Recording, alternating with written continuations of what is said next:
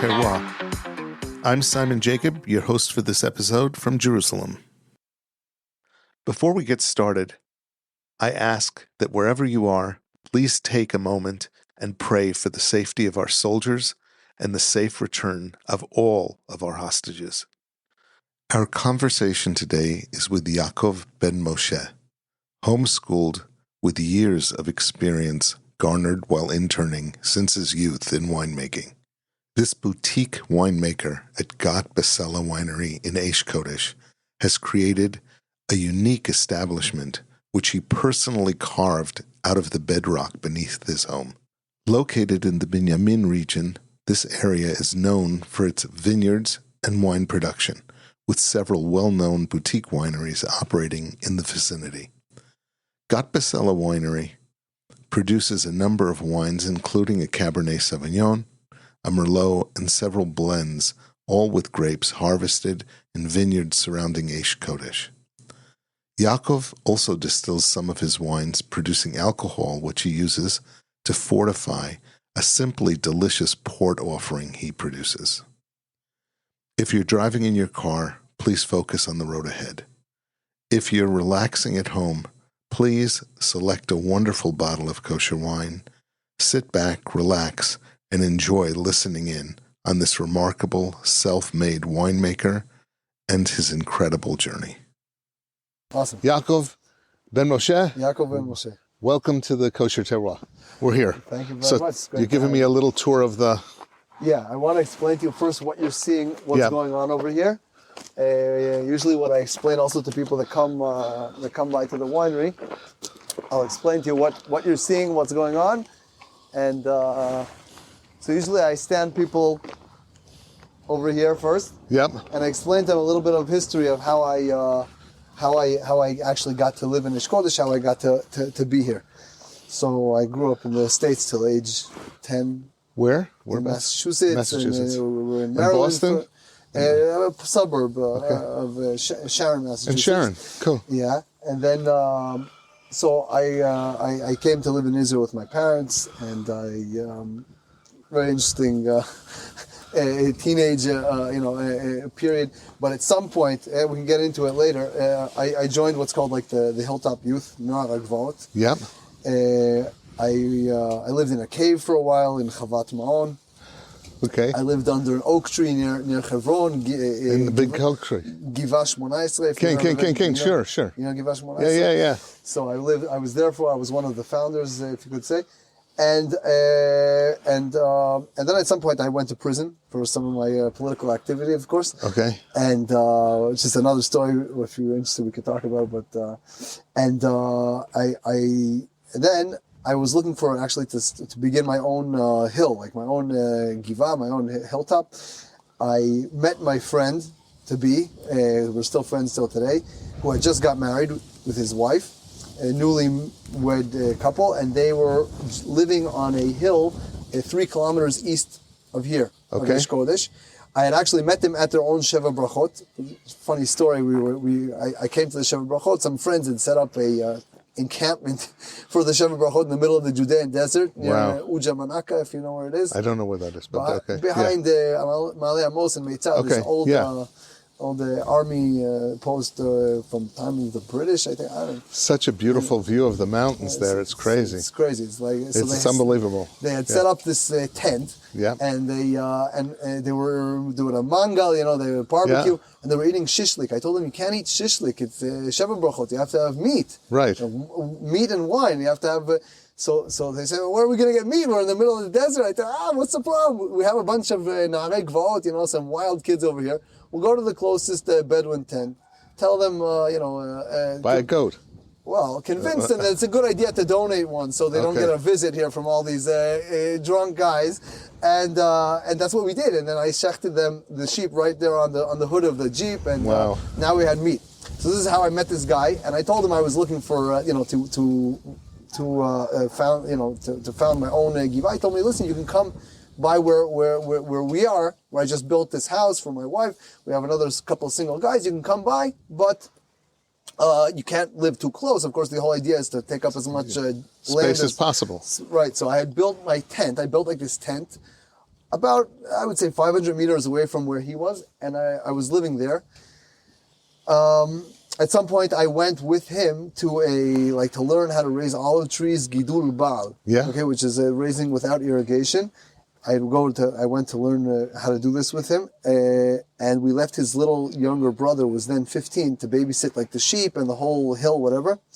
Arabs from the closest near town, Kutzra, they came, they attacked this little kid, this teenager, and basically he protected the sheep, but he was able to protect the sheep, but he sort of had to back off to where the sheep were, and my tent the Arabs burned it down with everything I ever owned. All of my possessions. I have ever owned. Wow. Which wasn't very much. This is right after I got out of prison, and not very much. And basically, the only things that had Thank survived. God he stayed alive. Well, so he stayed alive, and the sheep were okay, but everything got burned down, and everything was destroyed except two of my possessions, which was my cast iron tea kettle, which couldn't get burned from the fire, and my parshiyah shel yadav, my tefillin, which survived because of the explosion of a gas balloon that went flying, and the outside got burnt, but the inside was saved. So I didn't leave the area. I brought a mattress, and I found myself sleeping on this mattress there in the middle of this mountain, again 3 kilometers from here about. Wow. And I brought out like a tarp, to cover myself from the rain, and the Arabs didn't stop. There they used to try to continue and attacking us every Friday. They would get out of shul or their mosque and try to attack us, and they would come and start a fight. The men here from Eish Kodesh would come and try to help defend us. It was a very good arrangement because the men would come and help, and then all Friday they would be in this fight, and then in the evening they would come back and Shabbos would be ready, the kids would be showered and everything. Yes, it was a good arrangement. I get it. But at some point, what happened was an Arab was killed during one of these fights, and the army decided that enough is enough. They got sick and tired of it, and they declared our little mountain over there a closed military zone, and now I found myself running away from the army during the day and guarding from the Arabs at night, and it became a little bit too intense at some point.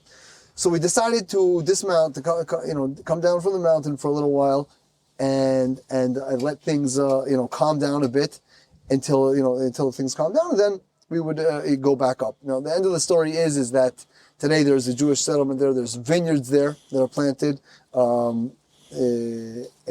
Kida's winery. Oh, it's Kida. They have vineyards over there, and there's also people living there even further out than where we were. Right. There were people over there. It's completely in Jewish hands, so that's okay. It's good. And what's ironic is that during one of these fights, I met my wife, which is a whole story in itself. But now we decided to get married and to live in Eish Kodesh. Now, when you want to live in Eish Kodesh, you have to build something. Back then, there was about 17 families living here. And I, turned to the community. I was a single guy. They told me, listen, if you want to build, we're working on the plan here, the architectural plan for the whole settlement. So you can build, but we don't know where. And I told them, listen, I'm going to build over here at the edge of the yeshuv. The head of security told me I can only build at the edge of the settlement, which is right over there.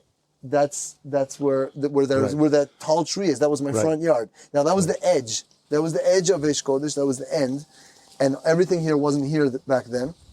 And they told me, this is public property over there. You can build over there, but you're going to have to move your house. So I built the house, like this front cube of the house. Right. I built it over there. Yeah. Okay. And this was about 12 and a half years ago, almost 13 years ago. I built it over there, and I lived there for about a year and a half. And then at some point we finished the plan here for the whole settlement, and I brought a tractor. Yeah. The tractor was standing. Again, the house was over there. The tractor was standing right here where the porch is, and sort of digging here into the mountain and digging this winery. Okay. Then I poured a bit of cement around the hole, picked up the house with a crane and put it on top of the hole. Oh, right. Okay. And then afterwards, I built the extension of the house, which is there, and then the porch and the yard, and it's an ongoing project. You can see a lot of things here aren't really finished, because when I say that I did it and I made it, it means with my own 2 hands, mamash. my friend helped me pick up the main beam of the house. But besides that, everything here I'm like doing myself. And then at first I had like this like trap door that like like in the Holocaust, to get it. It wasn't practical at all to make wine like that. I'm talking about back when I was making like 50 bottles, something like that. So I dug out these steps. Did you come over here? You know what? I want to get a picture of you in front of the house. It's a sukkah, and then you cover it over the top. Yeah, so this part I just leave it covered. During this other part, it has a tin cover, but I take off the tin. I take off the tin cover before Sukkot and sort of close it off. We have lights, whatever, and this is our sukkah. So now, usually I take people, to see the winery. So I have this 30-pound jackhammer that I like to work with, which I dug out the steps over here to the winery. Watch your step; it's a bit steep. I'm sure you can make it. Yeah, I'm sure I can.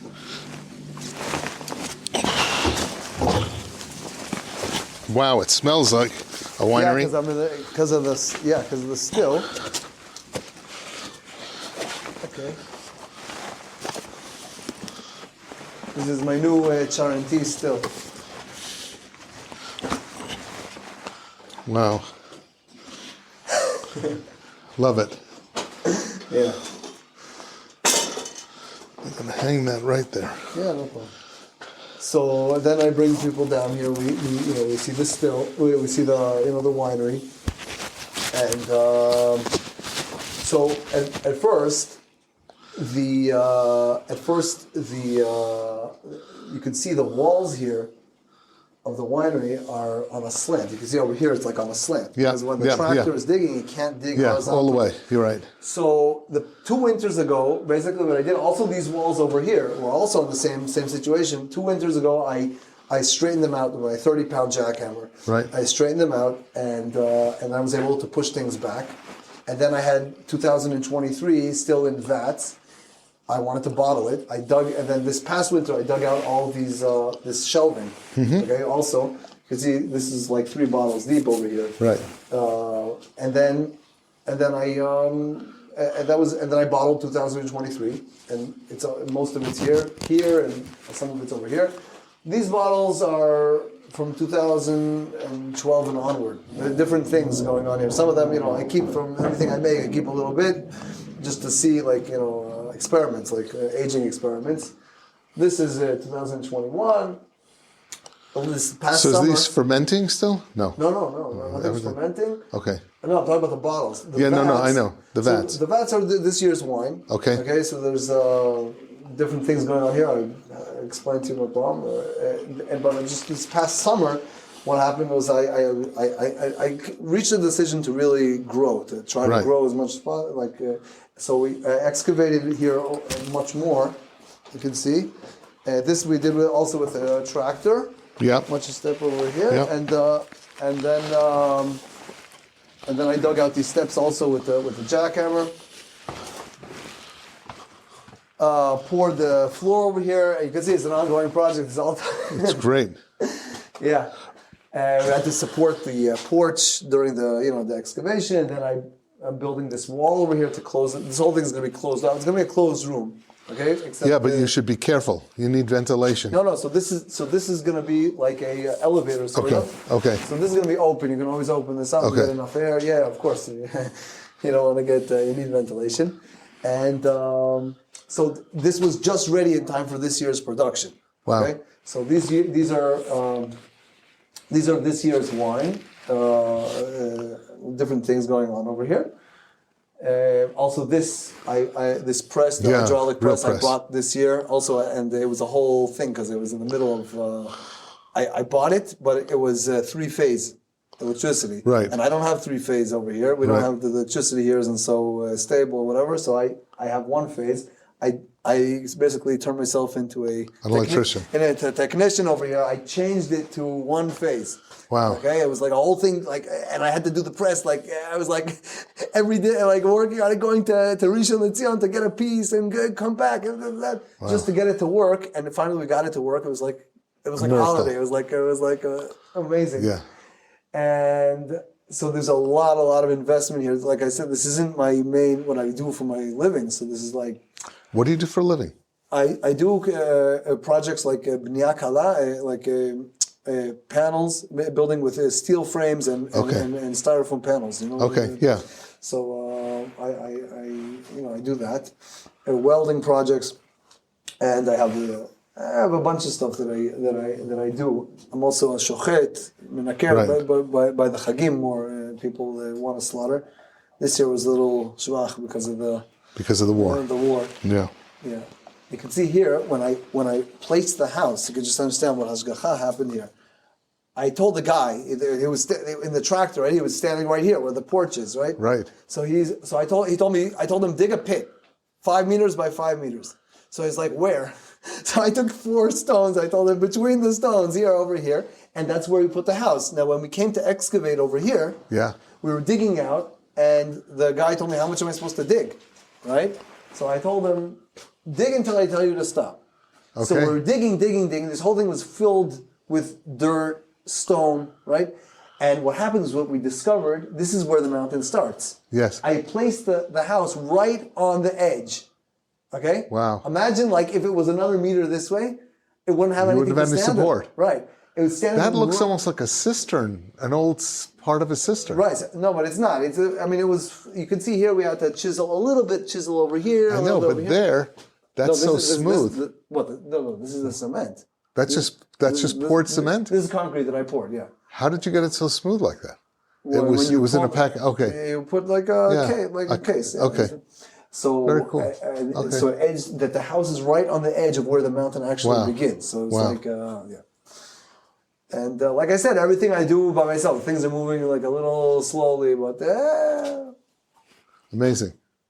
That's basically it. And then after I explained people that, I explained to them about the process, what fermentation. We pick the grapes in the cool night. When in the summer when it's nice and cool, and why it needs to be cool, and the whole thing with the keeping the yeast from reproducing before the grapes reach environment. So you get a hot day and you get very cool nights. Right. So what I tell people, first of all, is that the legend, and I don't even remember where I got this from, but the legend basically is that after the 6-Day War, people came to this area to volunteer for the archaeological dig in Shiloh, where the Mishkan was, and then they wanted to, they wanted to volunteer on the in the excavation.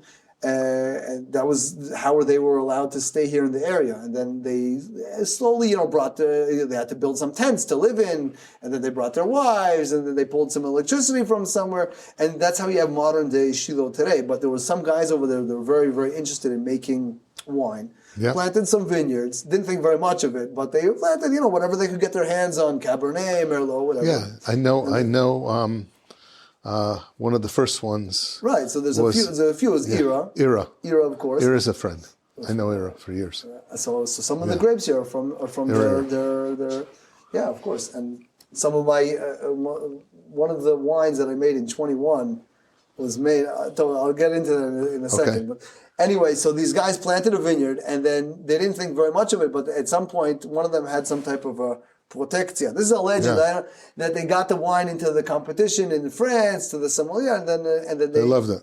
And then they were like, "Wow, there's amazing potential. Where do these wines come from?" And they figured out. They came back home. They're like, "Wow, we have to figure out like how we take this potential and build it up." And how this area was discovered to be an amazing, terroir. Terroir. Yeah, it is. Terroir, amazing, potential over here. And that's how this area became to be. There's so many wineries, here, and so many vineyards. And the way it is, people plant a vineyard here, and you can, make a lot. You buy the grapes here for twice as much as what grapes cost in, let's say, Beit Shemesh area, for 4.5, 5 shekels a kilo. The cheapest the winery here pays is 10 shekels a kilo, about something like that. It's amazing. So, and the reason they're willing to pay so much is because the wine from the grapes here win in national and international prizes every year. Right. So I'm living in this gold mine of making wine, prize-winning wine, So how can I not make wine? I've been making wine since I was a teenager, even before, since I was a kid. I remember myself, going and picking grapes and playing around with fermentation and so on. So I live in this gold mine of potential. How can I not make wine? So who helps you? Anybody helps you, or this you do by yourself? I do. Wow, so I have that's my wife and my kids. They come, to the grape picking even in the middle of the night. We go with flashlights and we pick. But because it's growing, to be a big this year I had some volunteers also showed up, or we have this whole thing over here with kids. Child labor. Yeah, no, Baruch Hashem for all the Yeshuvim. They connect the kids to the they pay. We pay them, 7 shekels per box of grapes that they pick. Yeah. We go to the vineyard and you advertise on the WhatsApp group. We have a grape picking. They're from 6 a.m. Come on, and the kids show up. We pay them cash, whatever it is for each box. I have a friend in Itamar, Tomer Panini. Yeah. So he's a vineyard called Tom, and I've harvested there. But all these kids come out of the all of a sudden they come walking up the road. Right. It's amazing. Right. So here it's like the kids here, they get rich. My kids, they all of a sudden children are willing to get up at 6 a.m, 5 a.m, and go out and pick grapes, work hard.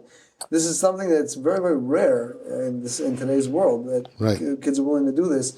And how much they get paid, after working for 6-7 hours, they end up with 70 shekels, whatever it is. But for them, it's money. And it's spending money, yeah. But more important is the ethics that they're getting here from the work. So you used the press this year? Yeah, we used the press this year, and I had bought the second hand also this pump.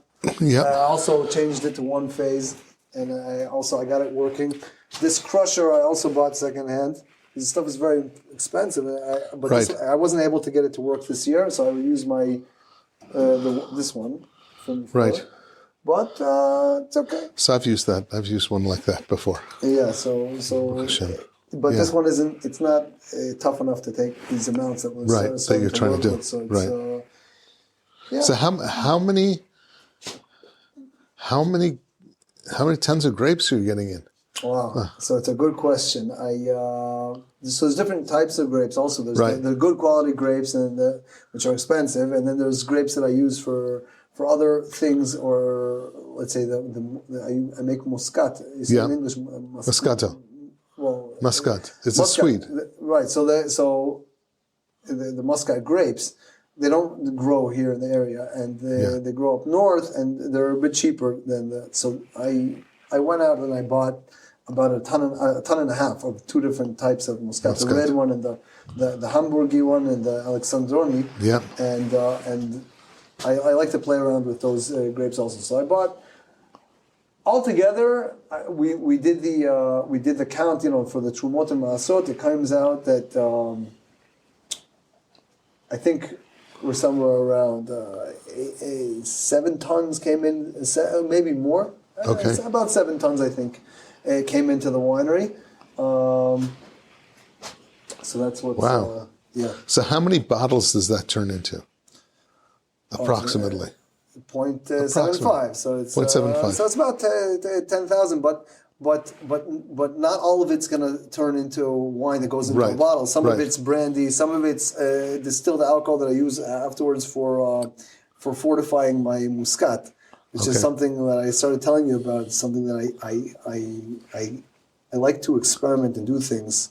I'll tell you, wine. What I tell people is wine is a combination between art and science.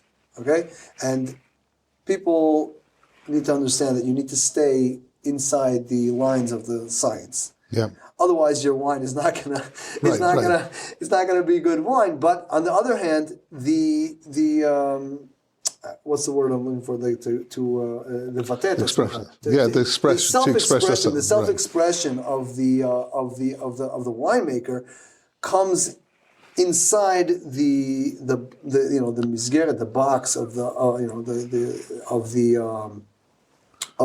the science. So you express yourself within those lines, and sometimes I like to go out of the lines, Out of the box. out of the box. But that's something that I do, but not with. I make traditional Cabernet, Merlot. I have my special 2 blends that I make. One of them like a Bordeaux style blend, Cabernet, Shiraz, Syrah, and Petit Verdot. And this year I actually added a little bit of Merlot to it to see what happens with that. So those like the more traditional types, and the wine comes out amazing. Not just because of me, I'm not but because of the grapes here. Okay, I'm talking about. And then there's things that I like to play around with, like my Muscat that I fortify it with alcohol that I distill here from myself, and that's something that's more like out of the box. I don't know. I haven't seen many people that actually do this.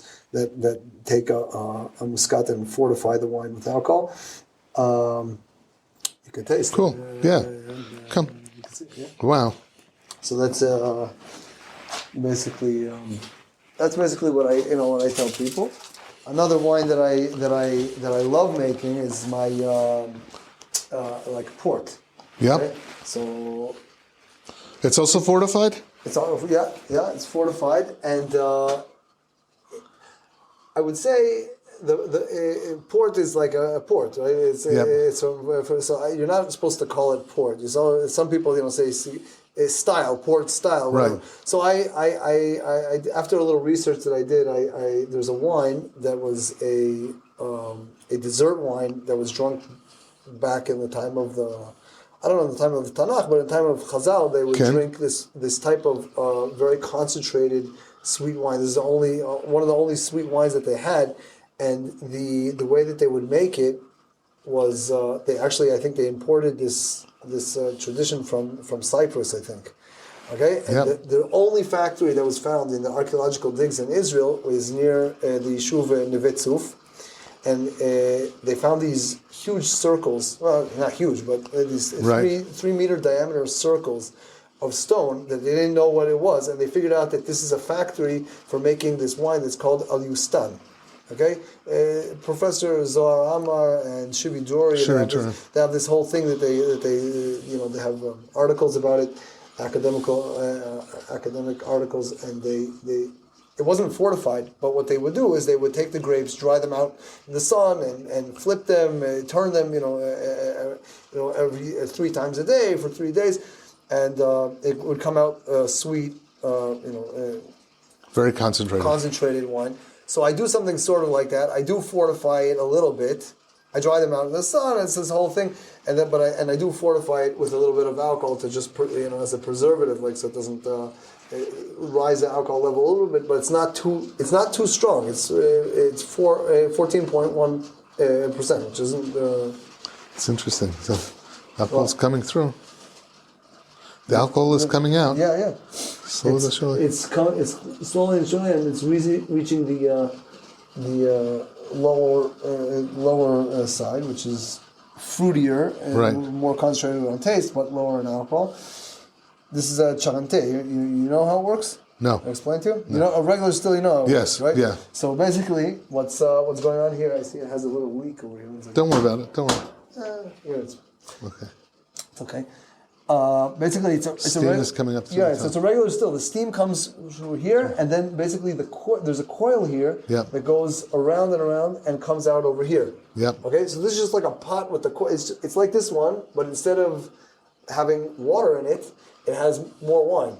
Okay. You can open it up, you pour wine in it, and you have the faucet here, which is closed, and it heats the wine here in the meantime. Okay. So at first it's using the wine to cool the steam. Okay. And then as it heats up, now it's getting really hot.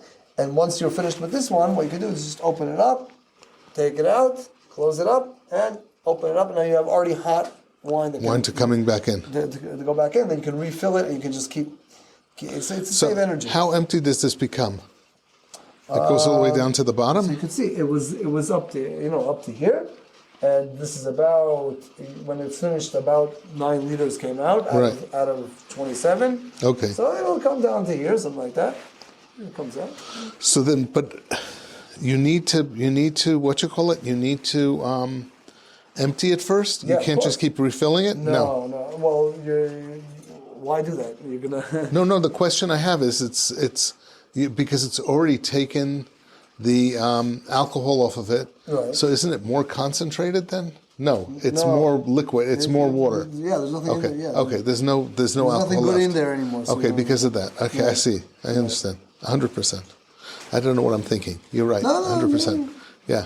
No, it's a good question because I've never seen that where it refills the wine back. It doesn't refill. It takes the wine, that's already keeps hot. it warm. The idea is here. Yeah. It's very hot. Like the idea is that you're saving energy. Okay, That's right. the idea. And this is a cooling system I built out of a external unit from the air conditioner. Right. So you just sort of close the circuit of the gas with the coil. So instead of cooling an internal unit of air conditioner, Right. it compresses the gas and cools this coil, which cools the water, and it circulates with a little fish tank pump. You got a fish tank pump So over here. it circulates into this. So that Yeah. coil goes into here. Okay, I see. That's I was wondering where the water cooling was coming Right, so from. it's It's going coming like this from all the there. time. Right. So this is just a secondary step in order to keep it to warm the wine and to use it as the initial coolant. Well, for it cools. At first, it cools the steam. Somewhat, it cools but the then steam as down. it heats up, and then now you have nice hot wine that's ready Right. to start. Once you Right. take this out, you can immediately open it up, and you have one. It'll just keep going, and then you can fill this up again, and keep going.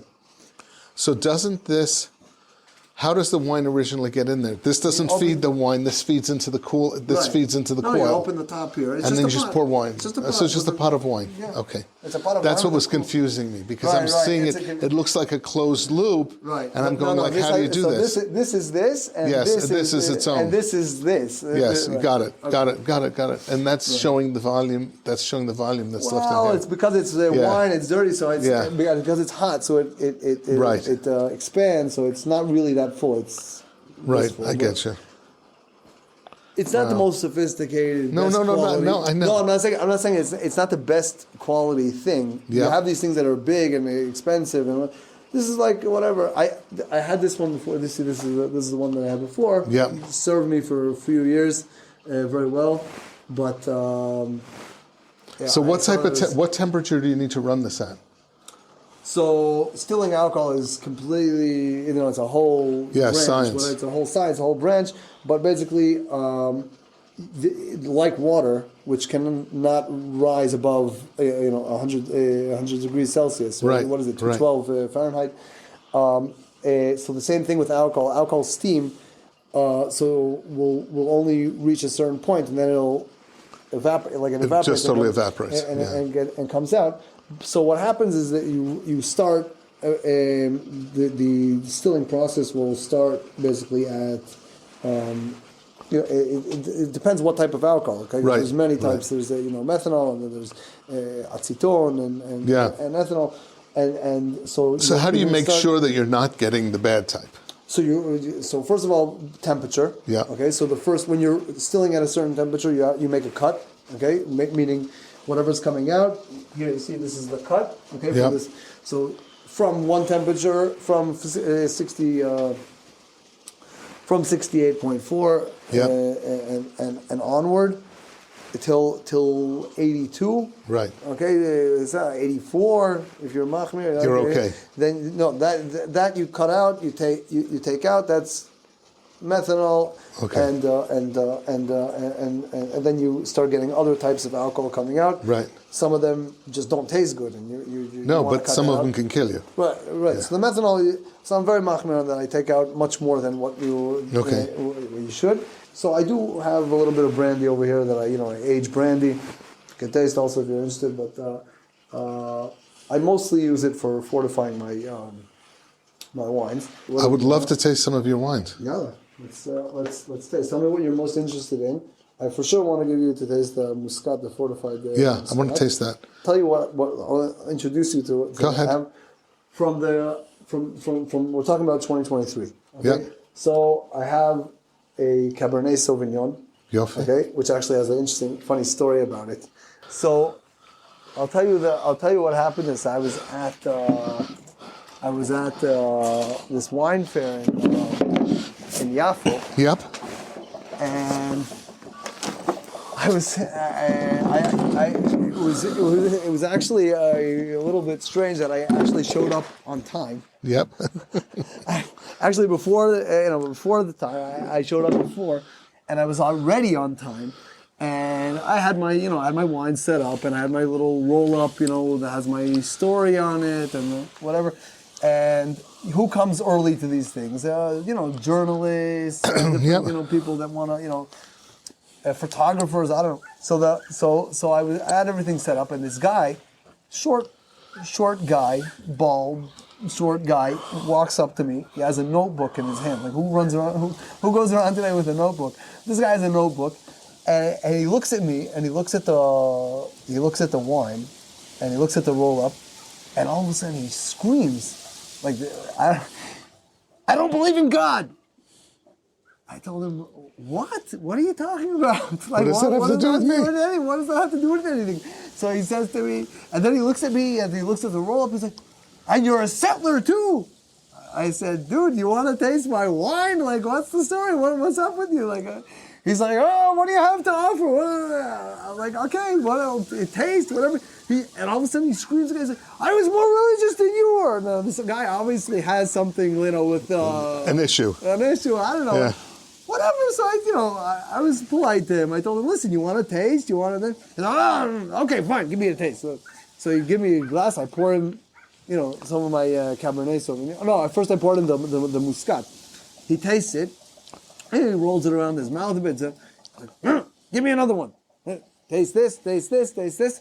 And he tells me, you know who I am? I'm like, no, who are you? What, what's your story? It's like, I'm Yonatan Livni. I know Yonatan Livni. Wow. And wow. I'm like, okay, I'm Yaakov Ben Moshe. It didn't mean anything to me, right? So this guy, he's like, no, you have to understand. I was Haredi. I was religious. I went to Harvard. I have a degree in law, and I learned this, and I did that, and I'm a successful person. I'm like, okay, fine, and I make wine, he's like, no, you don't understand. I write for Chol V'Chateau, okay? Yeah. It didn't mean very much to me. Like, I said to him, no, stop, what do you want from me? Do you like the wine or you don't like the wine? He's like, no, you don't understand. You don't understand. The problem here is that I like your wine. Your wine is amazing. Your wine is exceptional. I'm like, no, so very good, so buy a bottle. He's like, no, you don't understand. He's like, now I have to write about you. Now I have to write about you. I said, no, so write about me. I was like, no, but you're a settler. And you're religious and this. I said to him, dude, what does it matter? So he's like, okay, fine, give me your phone number. So he gave me a phone number, and the next day was Friday. I sat down with a coffee, and we picked up the phone. We were on the phone for at least an hour, and telling him about this wine, and so on and so forth. And he wrote. So the whole thing I was telling you about this is that it went into the article, whatever. Is that what he wrote about the Cabernet Sauvignon? He's like, listen, what can you already say about Cabernet Sauvignon? Like, everybody makes Cabernet Sauvignons, and like, what can you already do something interesting and new about Cabernet Sauvignon? What is there to Lechadesh, what can make new about it? What's new? So he's like, but this Cabernet Sauvignon is very special. So if you want, we can open a bottle of Cabernet. You can taste the Cabernet. I'll introduce you to the other 3 red wines that I have from 2023. There's the Merlot, which I hadn't opened the bottle for at least 2 months. I had no reason to open one because I don't. Also, when people come by, I usually don't refer them to the Merlot because I thought that it needed more time. But I did open one actually last week, and it was actually a second wine that I opened. At first, we were drinking something else, and then and it was amazing. It was really amazing. So maybe it is ready to drink. The other 2 red wines I have are blends. So there's my flag wine that I would say the flagship wine of the winery, which I call Yoshfe. It's a blend of Cabernet, Syrah, and Petit Verdot, and it's I perfect every year that goes by. I perfect it a little bit more. do something a little bit different until I finally reach the final, What do you look for from that wine? What's special about it? I wanted to. So this wine is a wine that I want to represent the blessing that's going on here in this region. And what's special about blend is really when you're trying to get all composition of different attributes of each different each variety, and so that's what's so good about this is that and I'm trying to bring that to its height, to its peak, to its potential. Because when you drink Cabernet, so you could taste it's a Cabernet, and Cabernet represents its terroir very, very authentically. Wherever you raise the Cabernet, it's going to present that specific terroir. You raise 4 or 5 Cabernets in different parts of Israel, you're going to get, you behave exactly same yeast, same bricks, same vase, same barrel, same everything. You're going to end up with four different wines. Yep. But what I'm trying to do here with the blend is for it to represent authentically the way that each variety grows specifically here. And I'm trying to do that, and also careful with the barrel because some people tend to add too much barrel to the wine, and then you're drinking basically oak juice. And so these are new barrels or old barrels? So I do different things with the barrel. Also, I work with old barrels, and I also work a little bit with chips. I'm not ashamed of it. Yeah, no. Okay. I think it's a great thing, oak chips. And what's so good about it is that you can really control what exactly what you're doing. You can know much better. And I know big wineries. I won't go into names, but there are big wineries that use a lot of chips.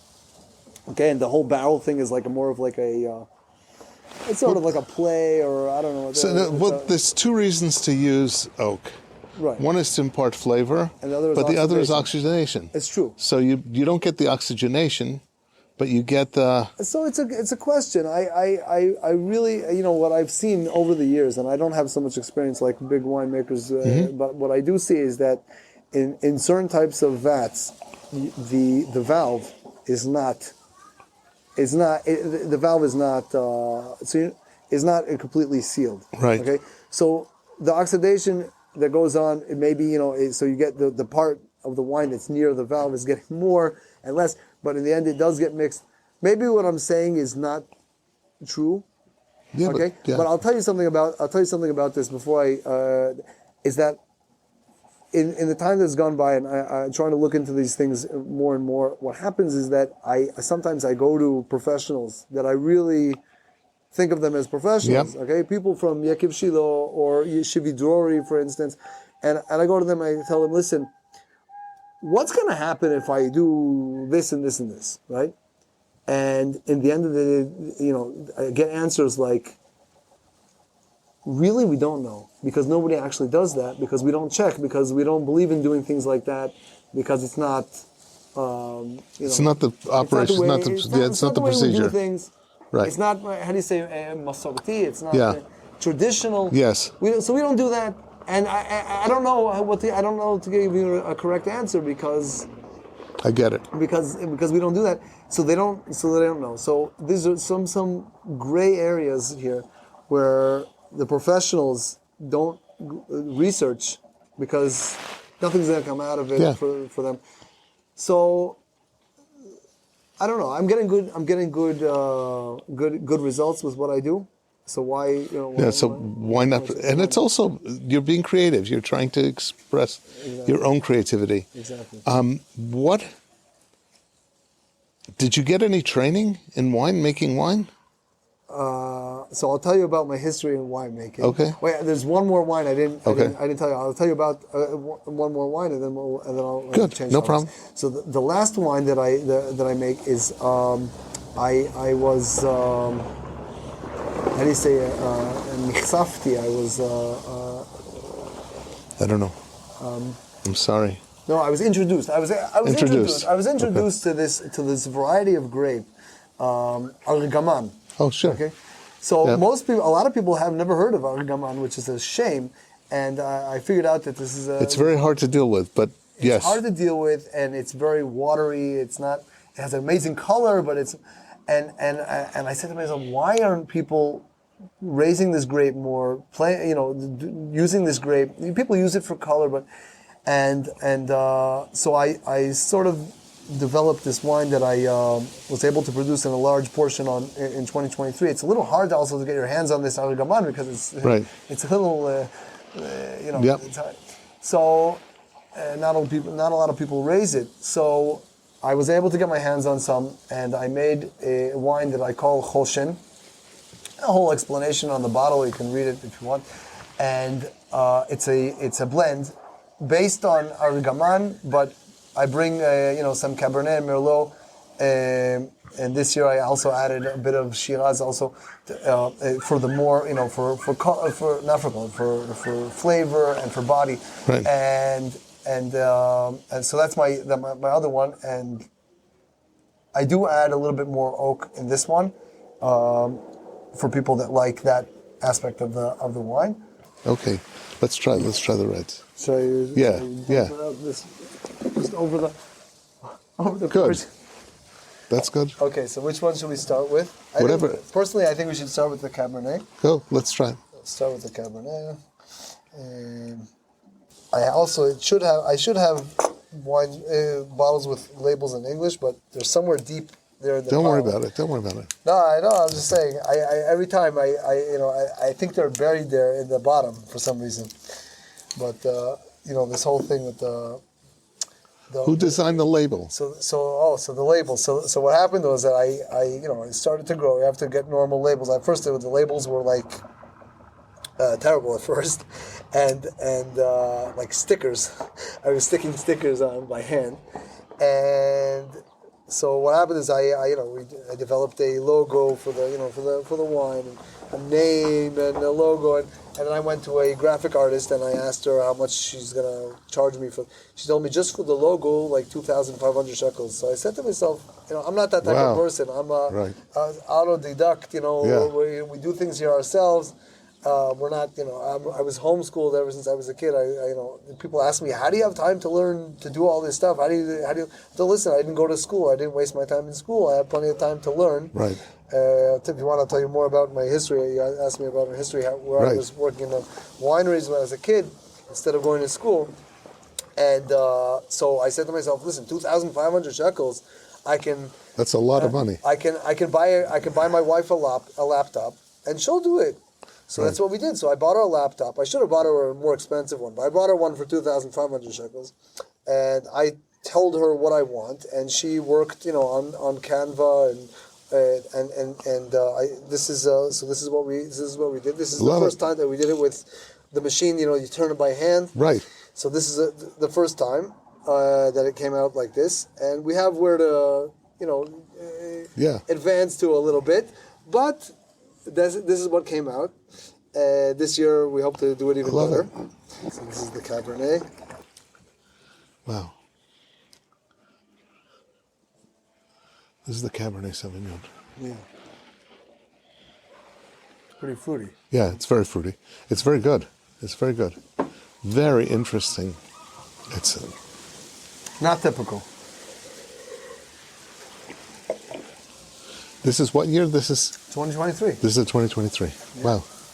So it's a bit young, but it's people have this thing with old wines, with aging wine, and what I tell people that come here, this is one of the most asked questions that people ask me is like, how old will it age? Well, aging, and I tell them, listen. I tell them, listen. I have this whole thing. Wine is like a human being. It's the same exact thing, and everything depends on a lot of different parameters, right? We say in English, parameters. Parameters. Not perimeter. Parameters. Yeah, you're okay. So it depends on, first of all, on genealogy. Just like a human, it depends on the genealogy, where the vine came from, and then where you planted it. Like just like a human, you take the most amazing human being with the biggest potential, you plant it in a bad neighborhood, you're not going to get a good human. Right? Same idea with the grape. You have to plant a good soil, good terroir, and it grows, and you have to prune it a bit and make sure that it grows in the right direction, and you water it, fertilize it, give it a lot of, a good environment, and it grows, and then you get grapes, okay? And then you have like you get the actual, the human being develops into something, and then you have these grapes that have a potential to be turned into something. And you take the grapes, and you crush them a bit, just like a human needs to be a little pressured, a little crushed, and it goes through fermentation. And just like a human when it's young, like a small child develops very, very fast. You look at it 1 week, and you come back the next week, it's going to be completely different. Same thing with a wine. When it's young and when it's in the vat and fermenting, and it moves very, very fast. Every hour, you're going to come back, it's going to be different things are going to be happening in the fermentation and changing all the time and developing and moving. And then you press it and squeeze it, and you get out the good part, you get out the juice, and you throw out the bad part. And then you end up, with the wine, things start coming down, and they move a little bit slower, just like a human. When it gets a little bit older, they move a little bit slower, but it becomes wiser and with more depth and more, And then, if you behaved correctly and you protected it from bacteria and from external, from oxygen, from bad things, bad influences from the outside, then you end up with a human or a wine that has a potential to age correctly and become a productive, good, something when they're older. It's the same thing. So it doesn't. What matters a lot on the potential of how what you started with, and then you can talk about aging. And some wines are not good. They're not meant to be aged. Yeah, aged. no. You enjoy it the way it is, Yeah. and that it's not going to develop. It's not going to go anywhere. And then you have wines that they're going to be much more, they're going to be much more of what they are now, and they're going to be productive, and they're going to be amazing for the next, whatever. So that's so I like to age every wine that I make. I put aside a certain amount so that I will, it's a learning process for me to learn, and how much can you write down what you're tasting and what it tastes like, and you have to remember what it was and what it became. And oxidation, and open a bottle and then leave it open for another, for another half a day or a day, and then come back the next day and taste it and see how it developed. It's an ongoing process. It never ends. And No, it's very interesting with it. Tell me, what should we taste next? What should we taste? So. Maybe the flagship wine. I don't know. Okay, so let's taste it. Let's try it. No problem. Yeah. Let's move it on. It's so beautiful up here. The vineyards are asleep, but... Yeah, no. What's on top of that? It looks like a chuppah. There's a pergola there. Yeah. But, it's like a mitzpeh, like a muka. But really, the mountain over there, if you look on the side of it, it's already, the whole other side of the mountain is already developed. That's Achia. Oh, that's Achia? Yeah, so they're developing over there. And one day there's going to be a lot of buildings over there. That's what at least the Moatzah here, is planning to build a lot of, there's going to be a lot of building going on after the Hasdara, What's that over there to the That's Achia. That's Achia, so that's stretching. They're very big. They're like wow. out, yeah. So basically, that mountain and the next mountain is also supposedly theirs. Yeah. So.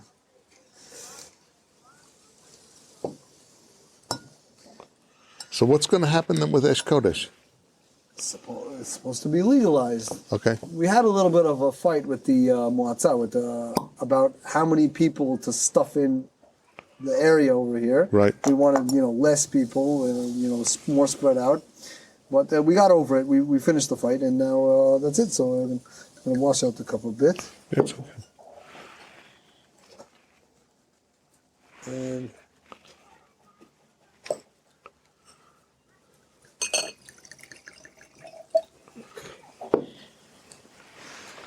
I'm interested to hear what you have to say about this one, because This is a blend? It's a blend of Cabernet, Syrah, and Petit Verdot. Okay. On my teeth.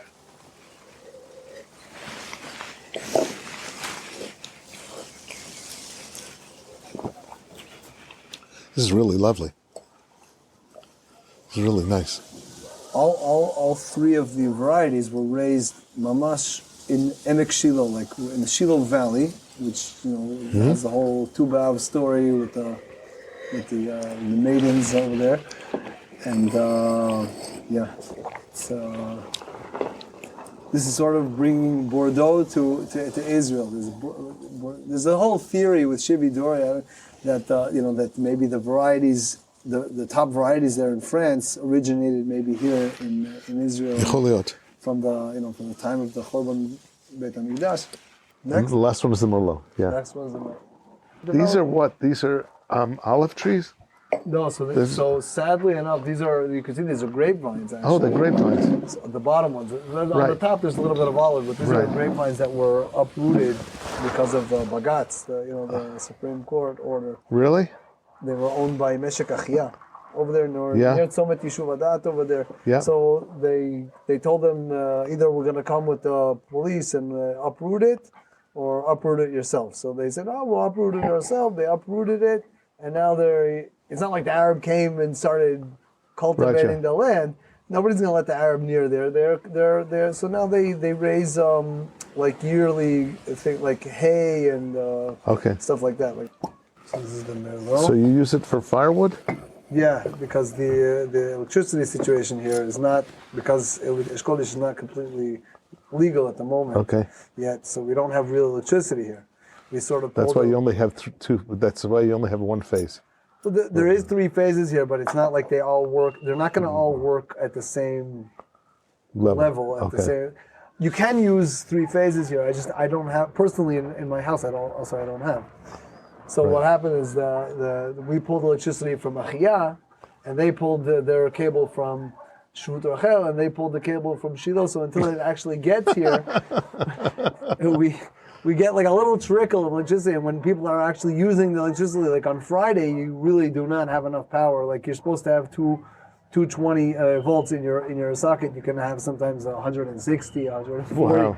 Appliances don't work. People send on the WhatsApp group, everybody shut off one appliance so that we can bake for Shabbos and take a shower. And we have the same size cable that we had back when there was like 40 families, and now we're past 100 and something, 110, I think, or I don't know, something like that. Wow. The situation is going to improve hopefully soon. And we deal with what we have. Oh, this is definitely Merlot. Yeah, this is what year? This 2023. This is 2023. This needs more time. Needs to settle. Right. This really needs to settle down a bit. So that's why I tell also people that they come by and they ask me, what's wine? I said, listen, let's leave it. Come back next year. We'll taste it more. Okay. Right? No, that's. I enjoyed it very much as a second wine. Like after I had a steak with the Cabernet, and then we had. I opened the bottle of Merlot. Very often it depends on the company. If the company is good, it's amazing. What, the straight Merlot? No, the wines. The wines taste better with good company. Ah, you mean with the people? Yeah, the people make a big difference. Yeah, I like this. This you really need to keep. To age more. You were right. You need to let it settle a bit more. Right. This is delicious, though. They all are, but this one is really special. So this one sells for 180? No, 150. 150. But because I don't, you can sell the situation, I don't have so much room for storage. Right. So I tell people, listen, if you want, you can buy and store it yourself. Because if I age it for you, you're going to pay for it, and I'm going to raise the price at some point. There's one more wine. Also, there's my port. I don't know if you're interested in tasting. I put most of the port into aging for a little bit longer in oak barrels. Yeah. But there's a few that there's like I think like 50 bottles of 500 milliliters that didn't fit in the barrel for the continuation. I bottled them, and we're working on the labels at the moment, but if you want, we can open them. I could taste it also if you're interested in port. I don't know. Do you have any crazy wines we haven't tasted? What do you say? Do you have any crazy wines we haven't tasted? I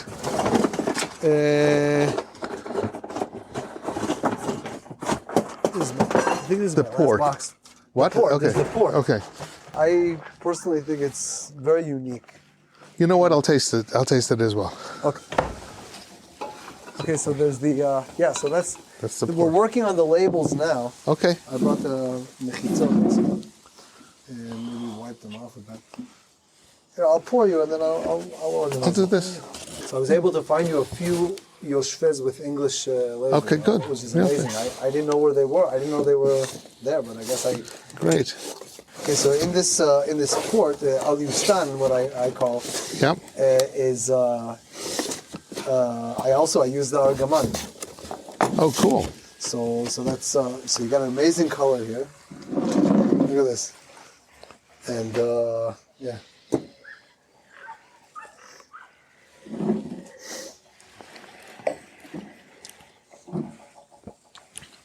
Wow. These are great. It's fortified, but it's not too strong. This is like 14.1%. Wow. I'm glad I tried this. What do you call it? Al Yustan. Aliustan. Yeah. You wanted me to tell you about the history, no? Of how I Yeah. got. Yeah. I want to know that too. So basically, I was raised. I was raised as a homeschooler. Like I was in the States. When we made Aliyah, we moved to Israel. Your family was religious in yeah. the States? Yeah, my parents are chozrim b'tshuva. Okay. So we when we made Aliyah, I was homeschooled, which is whatever. It's a whole the authorities actually showed up at our house and started threatening my mother to enroll us in school, and she told them, listen, we basically we saw the Kotel, we were at the Israel Museum, and if you want, you can deport us, but we're not we're homeschooling. So they harassed us every 1st of September. They would harass us a little bit, whatever. But in the end of the day, I was homeschooled. I had a lot of time on my hands, and there was a winery in Terroir, where I grew up, and there was a French guy there named Dov Levi Naimond, who had made Aliyah from France, and he invested his whole life in planting vineyard over there, and he dug also a winery under his house. And I didn't understand very much about wine back then, but for me it was cool, like working in the winery. People that would taste the wine would say that the wine, a lot of times I would hear them saying that the wine is like not bitter, chamutz. Chamutz. But whatever. Yeah. It wasn't even important to me. Like I was working at this winery, and he wanted to have hashgacha also. He wanted to be kosher. He wasn't shomer Shabbos, so he wanted to have hashgacha. Yeah. He wanted. So the mashgiach told him, "Listen, you're not shomer Shabbos. What are you?" So I ended up being the worker and the mashgiach at age 14, and I was working in this wine. I found myself sometimes working for like 10, 12 hours a day, bottling, remontage. I remember him screaming at me in French, right? Remontage. Remontage in French means mixing the... Batanage. Right? They call it batanage. Batanage and remontage. Yeah, it's the same thing. And mixing it. And one time he had me jumping inside the vat with peels, like a huge vat in my underwear. In order to, in order to break it. To break the cap. Right. Yeah, the cap. And I fell into the cap up to my armpits, and then I with the carbon dioxide. It would kill you. That's what I'm telling you about this. You need to have ventilation. No, it was crazy. It was, we're gonna. You can actually die. Yeah, no. So it was, and then there was no water in the faucet to wash myself off afterward. There was this whole thing, whatever. This old crazy French guy, but that's how I fell in love with making wine. And he also gave me a lot of an idea to dig under your house. Yeah. And so that's how and then at some point I saw an advertisement. They were looking for workers in Carmel Mizrahi in Zichron for the summer, for the harvest. Right. And they gave us this whole thing and this whole lecture. You can live here and you can that. And I ended up. I told them, okay, I'm gonna come by and work. And they told me basically when you show up, we were like 35, 40 people that showed up to work for the summer, and they said if you leave early before we release you, then you're signing here a paper that you give up half of your salary. And in the end, and I found myself in Zichron on the top of the 12 meter vats, okay, high up in the sky. And my job was, instead of a machine doing this, my job was to every couple of hours open up the vat, huge vats. I'm talking about like, I don't know how many cubes of, and the trucks I would see the trucks under me pouring the grapes into the pit, the same pit that they use since 18, who knows what. They just added a snail into it. And they're sucking the grapes in. The trucks would come and pour the grapes in and then do the crush, and it would go into the vat.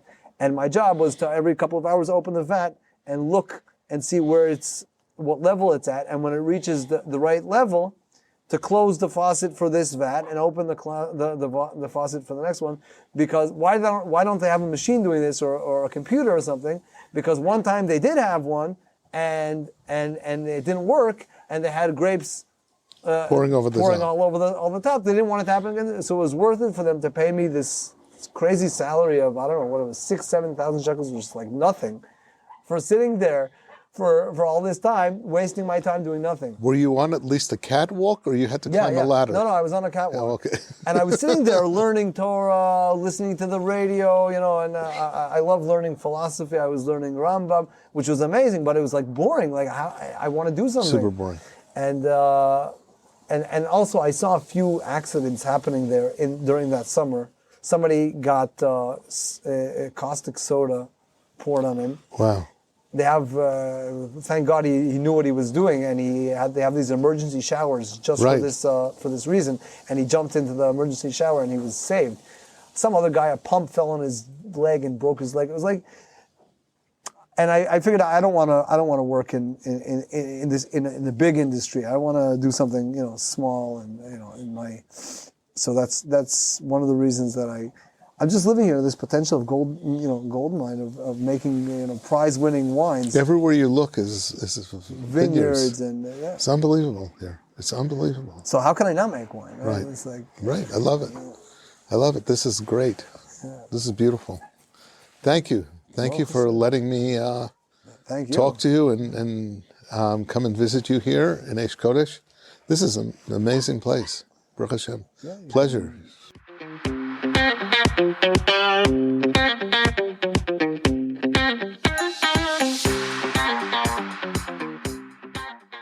This is Simon Jacob again, your host of today's episode of the Kosher Terroir. I have a personal request.